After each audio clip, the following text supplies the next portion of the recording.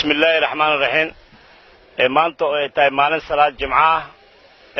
salaada khudbada markaan ka soo baxnay waxaan meeshan ku qabanay press conference oo aan kaga hadlayno arintii dolaad ee ka soo yeeray odayaashii dhaqanka beelaha Hawiye. arintaas aan rabnaa haddaan nahay beelaha Banaadiriga inaan ka jawaabno. maanta culimada diinka odayaasha dhaqanka aqoonyahanka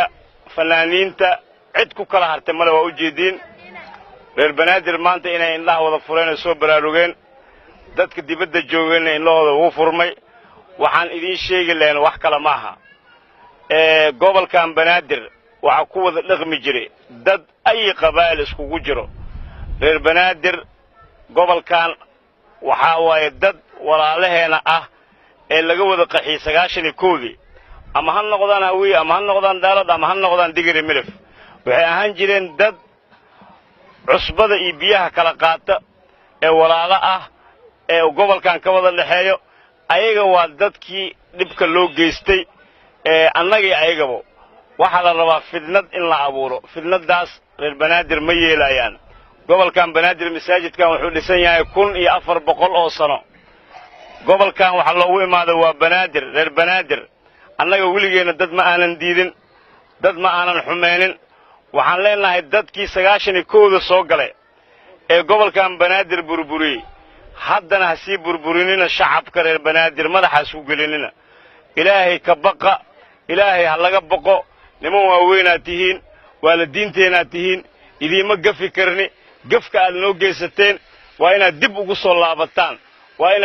soo laabataan oo ilaahay ka baqdaan oo aad dhahdaan war gobolkan Banaadir annaga shaqo aan ku leenahay male idinka goboladiina waa la dhisay goboladiina way dhismeen annaga diyaar ah idin lanahay kheyraadka gobolkan inaan wax idinka siino laakiin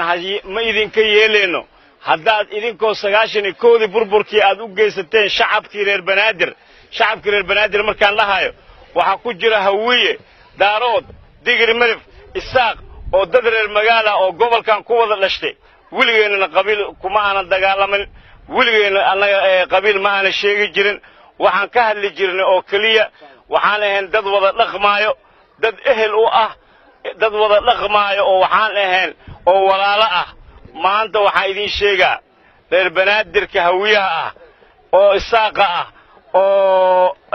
Daaroodka ah ee Digir Milifka ah oo Jareerweyne ah oo Laleeyahay kulli waa walaalo waa dad la barakiciyay oo dhulka laga wada barakiciyay waxaan idin sheegaynaa 1991 dadkii soo galay ilaahay ka baqa dib ilaahay ugu noqda ilaahay ka baqa dadkaas ku dirina madaxa isku gelinina ilaahay ka baqa wabillahi tawfiiq